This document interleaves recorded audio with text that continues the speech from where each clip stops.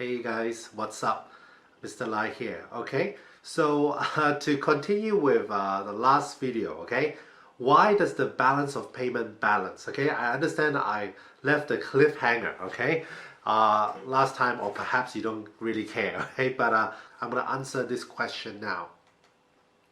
So remember in the last episode, okay, that the balance of payments is made up of three accounts and together they add up to zero, okay?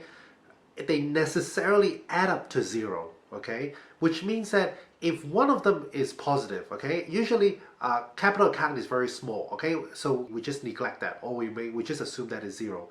Imagine if the current account is positive, then the financial account necessarily has to be negative, and vice versa, okay? If the financial account is positive, then it is necessarily true that the current account must be negative, okay?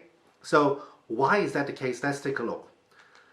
Now, a country which is a current account surplus will always have a financial account deficit and vice versa, okay? Just repeating that point.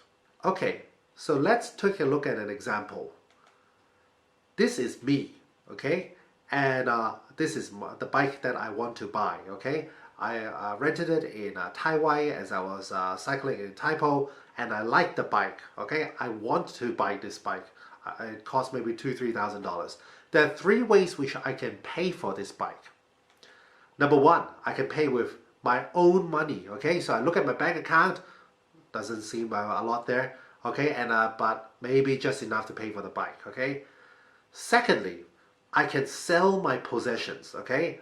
This is my my favorite toy figure, okay? Mark 7 from Avengers 1, okay? And so it costs around $2,000-3,000. I can sell it, okay? It belongs to me. I can sell my possession, okay? It is what we call equity, okay? Number three, I can go to HSBC and I can borrow that money. In fact, I can borrow from anybody, okay? But it's a borrowing concept, okay? Either I pay it for myself, or I sell a part of something that I own, or I borrow the money. There is no third way which I can pay for that bike. Now, in a similar case for countries, okay? For the imports that they buy, there are also three ways which they can pay for, okay? Number one, which is running down their own foreign reserves. They may have a lot of foreign reserves. So in Hong Kong, it has a lot of US dollars. If it has a current account deficit, okay, and it needs to pay for those imports, it can use its own foreign reserves to do so. Secondly, okay, selling some shares, okay. Companies may sell part of the share. Remember, it's kind of like the pie analogy, okay, where it's there's a whole pie and you're selling a part of it, okay.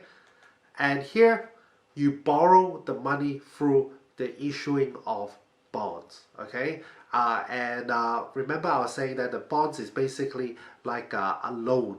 If I want to borrow money from you, you lend me some money, I will write you a receipt, okay? Saying that I owe you money. That receipt is, if it's issued by companies or by governments, it's called bonds, okay? And in Hong Kong, any bonds kind of issued by the Hong Kong government is called a dim sum bond, okay? It just happens to be called that, okay? So only three ways it can be used. You can use to finance its imports. Now, before we kind of delve into that concept, let's look at this diagram here. We have a current account deficit, okay? And this diagram may come as a surprise because you may have learned in micro or in micro that you cannot produce or consume beyond the PPC. Now for that diagram, that we are only assuming here for a domestic economy and there's no trade. If trading can take place, you can actually consume beyond your own productive capacity because you're buying stuff from beyond.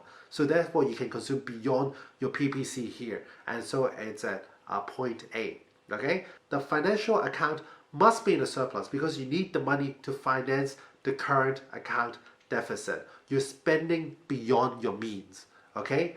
And in order for you to be able to spend beyond your means, you need money to be flowing in. Okay, so therefore when you have a current account deficit, okay, you're spending your imports are greater than your exports, okay, you need money to pay for those extra imports that you have bought. Just like right now, okay, if you go to a private school, okay, you actually don't have any ability to pay those school fees, and you need your mommy and daddy to pay those school fees for you.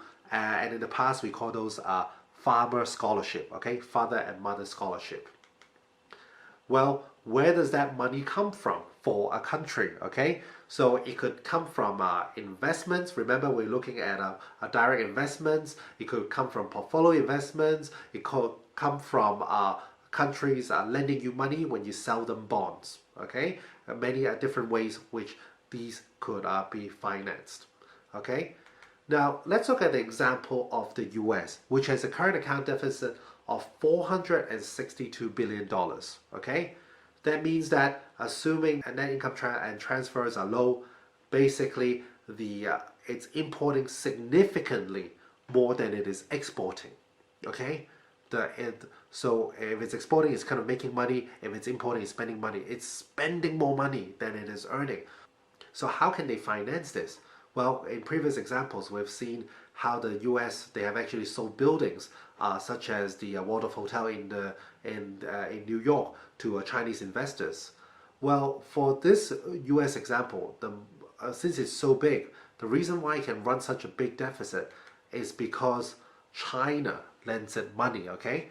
China buys a lot of US treasuries, 1.4 trillion US dollars in fact, okay? And here in this diagram, what I'm trying to do is have Xi Jinping holding that bond certificate, but because my video editing skills are limited, just imagine that it is holding it. Okay, you can see it is holding it, can't you? Okay. Now, with a current account surplus, okay, the country is spending within its productive capacity, okay? And when there's a surplus in the current account, okay, because it is selling more than it is spending, it is accumulating foreign exchange, okay? It is earning more foreign exchange than it is actually spending, okay? And here the kind of idea is that it is so productive that everything doesn't have to be consumed within the domestic economy. Some of it can be exported to other countries. And here, because it is accumulating foreign exchange, okay, there is a financial account deficit, okay? The money is flowing out. Now, this may strike people as very strange, okay? Basically, since it is accumulating foreign exchange, okay, it can afford to spend the money in terms of direct investments, buying of bonds, and therefore money goes out, okay? Therefore, because of the direction of the money, there is a deficit. Now, just clarifying one more time, okay? Why would a current account surplus lead to a financial account deficit? Shouldn't the fact that if you are exporting more than you're importing mean that you are kind of like rich? Like, why do you have a financial account deficit then, okay? Well, because the concept of financial account deficit does not mean that the country is poor. It simply that means that the money is flowing out, okay? It is conducting investment activities, okay? And here, financial account surplus or deficit is only about the direction of money flow, okay? It's not really about the kind of the financial health of that country. Now, in China, okay, it has a current account surplus of around $164 billion in 2017, okay?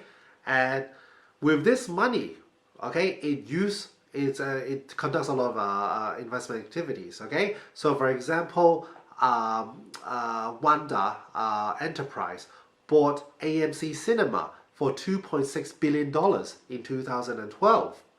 And for people who love playing League of Legends, okay, basically everyone in my school plays some form of League of Legends, okay?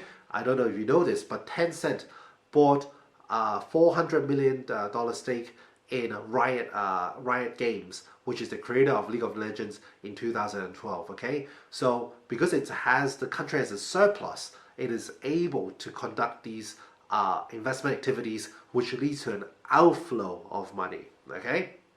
Outflow money.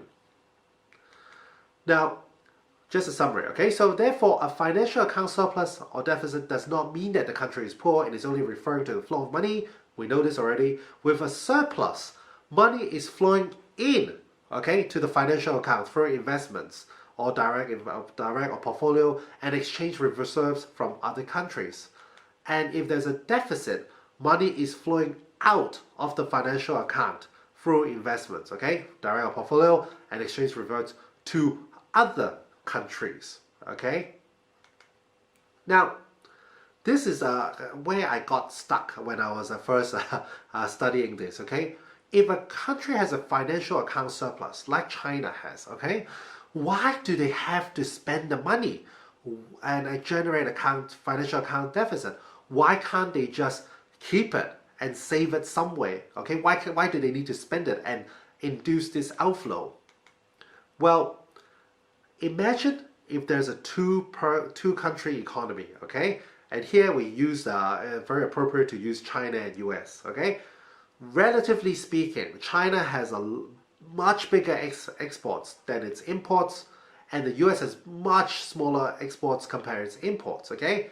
Surprise, surprise, China has a current account surplus, and the US has a current account deficit. Now, this is where the explanation comes in, okay? When China exports to the US, the US buys those exports and becomes the imports. So that's why those two words are similar size, right? Exports and imports are similarly large, okay? And China earns a lot of the foreign exchange. The reason why China, if it has a current account surplus, necessarily needs to generate a financial account surplus in the US, okay, is because in order for the US to keep on buying loads of exports from China, it needs money from somewhere. And so if China doesn't repatriate some of that money back to the US, okay, allowing them to buy those exports, basically it couldn't buy those imports, right? So here, China needs to give back some of the money, okay, through investing into the US, or else China would not be able to sell any of those exports, okay? So that's why there's kind of like this mathematical relationship between the financial account deficit on one side and the current account surplus on the other, okay? And of course here we are assuming that the capital account is negligible. Now, for the balance of payments, there's actually one more item. It's called errors and omissions. It's when macroeconomists, when they do the accounting, and sometimes they can't make a balance, right? And so basically they just add a balancing item, okay, to make it zero. Okay, so the rule here is that as long as the country with the current account surplus is willing and able to buy assets from your country, which has a current account deficit, then your country can sustain a current account deficit. It's almost as if, kind of like, as long as your parents are willing to pay those school fees of yours, willing to pay those iPhone 20 and all those gadgets, knife skin, kind of like LOL games or whatever, then you can afford that kind of lifestyle. As soon as they stop paying for it, okay, you wouldn't be able to afford that lifestyle, okay? You just be able to afford nothing, okay? And the question here is, why is the US able to run such a big deficit, okay? And if you look at the graph here, okay, the US has 491 USD billion, okay, in the deficit, which is significantly more than the UK and France, okay? By far the biggest in the world. Why are people willing to give money to the US to pay for its imports? Now here, I just want to kind of deviate a little bit, okay? If you borrow money from, or if someone borrows money from you, what are you most worried about? You're probably most worried about whether they can pay you back, okay? And so here, when people are willing to give the US money, there's some notion that there's a belief that it is able to repatriate those money somewhere along the lines, if not immediately. So let's go for a couple of reasons why the US projects that kind of image.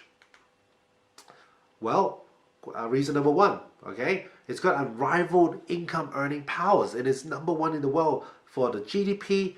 Okay, also, okay, the reason why the US can sustain such a big deficit is because the treasuries, which are these bonds, okay, which are traded internationally, is known as a safe haven. Even though they only have a rating of AA plus rating, okay, used to have a triple A rating in terms of its credibility, meaning its reliability, okay, but because of the financial crisis, it got downgraded, okay. They also have the lowest yields in the world. Meaning what? In order to attract you to buy their bonds, they don't need to pay you that much interest, okay? Because they know they're safe, they know you're going to buy it anyway, okay? The New York Stock Exchange, okay, in New York, okay, is the biggest in the world by market capitalization. It has $19 trillion worth of companies which is listed there, okay, and has unrivaled investor protection. Also, they have some of the biggest companies in the world, okay? Seven of the top 10 companies in the world are based in the US, and this could be in terms of revenue or profitability and or market capitalization, and including all of the top 5, okay? When you have a country that is financially so strong, okay, so productive, okay, basically you're just gonna lend them the money, okay? So that's the reason why. So there you have it, guys, okay? This is the reason why the balance of payment balances, okay? And I hope that answers questions, and I hope that people have not lost much sleep because they weren't able to get the answer from my previous video, okay? Till next time.